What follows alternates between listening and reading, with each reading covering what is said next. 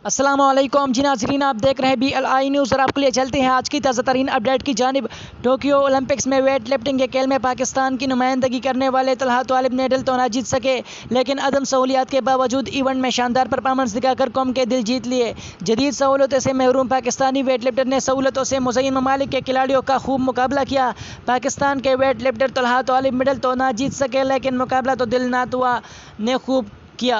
गुजरावाला से ताल्लुक़ रखने वाले इस नौजवान ने अपनी उम्दा परफॉर्मेंस से पाकिस्तानियों के दिल ज़रूर जीत लिए। तलहा तालिब सिर्फ 2 किलो के फ़र्क से मेडल जीतने से महरूम रहे। उन्होंने स्नैच में 150 किलो और क्लीन एंड जर्क में 170 किलो वज़न उठाया। चीन के चेन लेवन ने नए ओलंपिक रिकॉर्ड के साथ गोल्ड मेडल जीत लिया।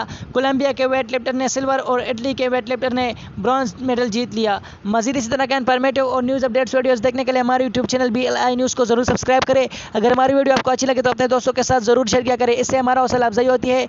मज़ीद हमारी वीडियोस देखने के लिए हमारे यूट्यूब चैनल का भी विजिट किया करें। मिलते हैं किसी नई वीडियो में, तब तक के लिए अपने दोस्त अपने भाई तौसीफ अहमद को इजाज़त दीजिए। अल्लाह हाफिज़।